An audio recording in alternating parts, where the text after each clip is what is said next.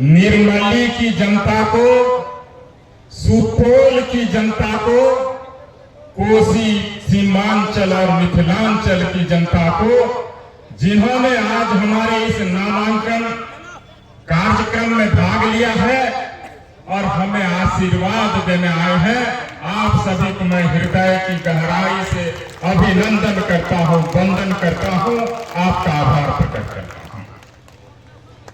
साथियों, निर्मली में आज जो सभा का आयोजन हुआ और जो भीड़ दिख रही थी, युवाओं का जोश दिख रहा था, लग रहा था कोई इनकलाब आ गया है, कोई तरंग फैल गई है, कोई तूफान आ गया है, बदलाव का तूफान आ गया है।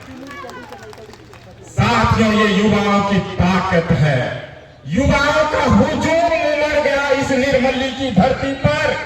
जैसे लग रहा था ये निर्मली की धरती प्यासी थी, निर्मली के लोगों की आंख का पानी सूख गया था, प्यासी हो गई थी, क्योंकि निर्मली को जो चाहिए था वह नहीं मिल रहा था। घिसी पिटी वही बात थी। पिछले 20 साल से एक ही आदमी एक ही तरीके से निर्मली को जोत रहा है। साथियों, कभी कभी मैं सोच रहा था उसमें ऐसी कौन सी बात है जो 5 बार से लगातार जीत रहे हैं। बहुत चिंतन करने के बाद हमें समझ में आया, हमें तो आदत लग गई थी।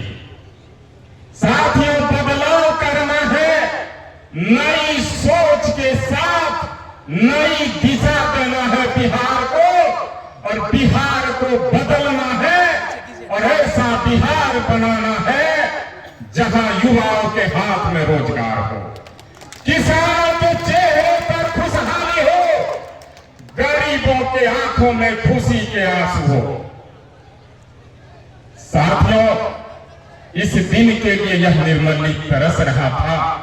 इस भीड़ से हमें यही अंदाजा मिला, बदलने की जरूरत है। नई सोच के साथ कई समस्याएं हैं यहां, और दुर्भाग्य रहा है निर्मली का, निर्मली की जनता को आज तक कोई ठोस विकल्प नहीं मिल पाया।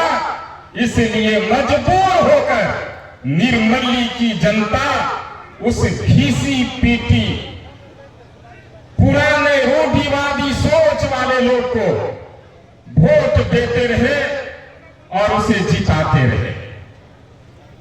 मैं मानता हूं, मैं खुशनसीब हूं, भगवान की ऐसी ही मनसा थी। परसों रात 12 बजे तक मैं छातापुर से लड़ने जा रहा था। कल चर्चा हुई, बैजनाथ बाबू आपको निर्मली लड़ना पड़ेगा, और 12 बजे रात में माननीय तेजस्वी जी ने हमें निर्मली भेज दिया। कहा, बैजनाथ बाबू आपकी जरूरत है निर्मली को, आप वहां निर्मली चले जाइए। साथियों, हम कोसी की कछार में रहते हैं, समस्याएं अनगिनत है।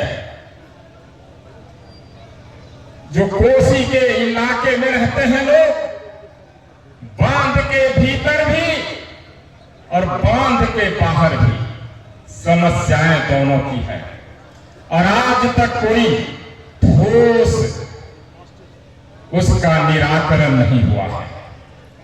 बांध के बगल में जो लोग रहते हैं, 1 किलोमीटर तक साल में 9 महीने पानी रहता है, जपसी रहता है सीपेज के कारण, और लाखों एकड़ खेत यहां से कोसी जहां तक जाती है खेती लायक नहीं रहती है। क्या किसी ने सोचा है इसका क्या निराकरण है? वो किसान जिसका घर जमीन कोसी के बांध के बगल में है, 1 किलोमीटर के अंदर में है, उसकी क्या दशा है? साथियों, इसके उपाय है,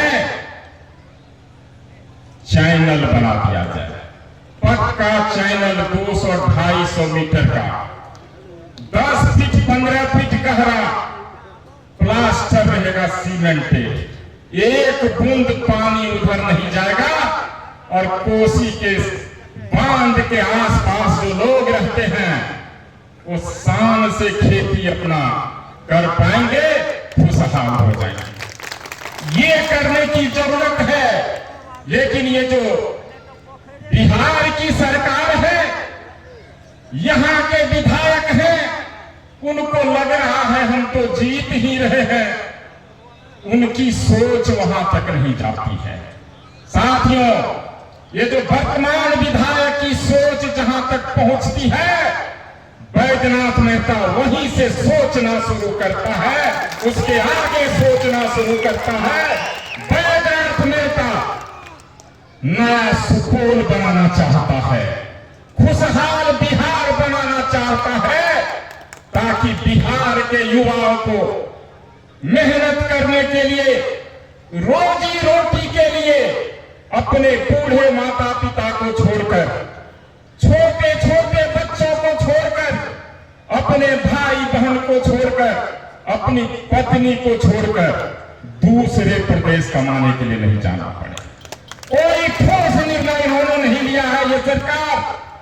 और कभी कभी मुझे लगता है ये जो बिहार की सरकार है, 20 साल से काबिज है, उन्होंने ठेका तो नहीं ले रखा है उन गुजरात वाले फैक्ट्री मालिक का, महाराष्ट्र वाले फैक्ट्री मालिक का। चिंता मत कीजिएगा, मोदी जी से भी बड़ी दोस्ती है। बोलते हैं नीतीश जी कुछ कीजिए ना, फैक्ट्री तो हमारे यहां है। तो कैसे होगा, वहां मजदूर कहां से आएगा? बोलते हैं डबल इंजन की सरकार है मोदी जी, आप वहां हैं और मैं यहां हूं, आपके फैक्ट्री में मजदूर की कमी नहीं होने देंगे। ऐसी शिक्षा व्यवस्था देंगे वहां केवल मजदूर ही पैदा होगा और आपके फैक्ट्री में मजदूर की कमी नहीं होगी। हमारा बिहार का नौजवान वहां विवश है जाने के लिए, मजदूरी करने के लिए। साथियों, स्वास्थ्य की व्यवस्था की बात करें, बेडिंग बन रहा है, हर एक जिला में मेडिकल कॉलेज भी खुल रहे हैं। डॉक्टर कहां से लाइएगा? हर एक पंचायत में स्वास्थ्य केंद्र है, उप स्वास्थ्य केंद्र है, डॉक्टर नहीं है, नर्स भी नहीं है, खाली बिल्डिंग धनाधन करता है। ये हाल है स्वास्थ्य व्यवस्था की। बड़ी विडंबना है, आज किसी का दुर्घटना हो जाए, किसी का ब्रेन हेमरेज हो जाए, किसी का हार्ट अटैक हो जाए, पूरे जिला में बताइए कोई हॉस्पिटल है जहां इसका इलाज हो सके? आप यहां से कहां जाइएगा? सुपौल जाइएगा, रेफर कर देगा, रेफरल हॉस्पिटल बन गया। जाइए दरभंगा, दरभंगा जब ले जाइएगा अधमीरूत बराजे से पेशेंट कहते यहां नहीं होगा, जाइए पटना। जब पटना ले जाते हैं तो बोला जाता है हॉस्पिटल में तो बेड ही नहीं है, और दम तोड़ देते हैं हमारे बिहार के लोग, हमारे इलाके के लोग। विडंबना है, आज मेडिकल की पढ़ाई इतनी महंगी है जो किसान के बच्चे, गरीब के बच्चे अपने बच्चों को मेडिकल की पढ़ाई नहीं कर पाते। आप सोचिए, कभी कभी युवा नौजवान साथी हैं, बगल में देश है नेपाल, पूरब की तरफ बांग्लादेश, श्रीलंका, पाकिस्तान, वहां MBBS की पढ़ाई कीजिएगा तो 5 साल में 25-30 लाख में हो जाएगा। लेकिन इस बिहार में, इस देश में प्राइवेट कॉलेज में जब पढ़ाइएगा 1 करोड़ लगता है। इनकी सोची समझी साजिश है। ये नहीं चाहते जो बिहार के जो लोग हैं, इस देश के लोग हैं, अपनी जरूरत की चीजों को पूरा करने के लिए जिद्दोजहद करते रहते हैं, पूरी जिंदगी बिता देते हैं, रहने के लिए घर नहीं बना पाते हैं। साथियों, ये विडंबना है। ये सरकार का दायित्व है सही शिक्षा व्यवस्था दे, सबों को समान शिक्षा मिले, स्वास्थ्य की सुदृढ़ व्यवस्था हो, रहने के लिए घर तो हो कम से कम। शर्म आनी चाहिए। आजादी के 78 साल के बाद भी आज 100 में 80 लोगों के पास पक्के मकान नहीं है रहने के लिए। साथियों, इसी बदलाव को ध्यान में रखकर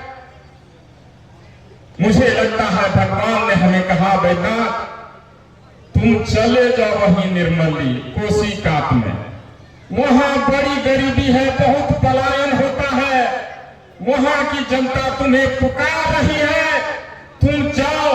और नहीं चाहते हुए भी हमें यहां निर्मली भेज दिया गया है आपकी सेवा के लिए, आपका प्यार पाने के लिए। साथियों, आपका प्यार हमें चाहिए। हम भरोसा दिलाने नहीं आए हैं, आपका भरोसा जीतने आए हैं। और आप माता बहने, अभिभावकगण, आपका अगर 2 बेटा होगा, समझिएगा 1 बेटा और है बैद्यनाथ, आपके सुख दुख में हाजिर रहेगा, आपकी सेवा करेगा और हमेशा आपकी लड़ाई लड़ेगा। युवाओं की बड़ी समस्या है। साथियों, बैद्यनाथ मेहता का अपना कोई सपना नहीं है। बैद्यनाथ मेहता का वही सपना है जो युवा के सपने हैं, जो गरीब के सपने हैं, जो किसान के सपने हैं, जो नौजवान के सपने हैं। और इस सपनों को पूरा करने के लिए बैद्यनाथ मेहता आपकी लड़ाई लड़ेगा, कदम से कदम मिलाकर चलेगा।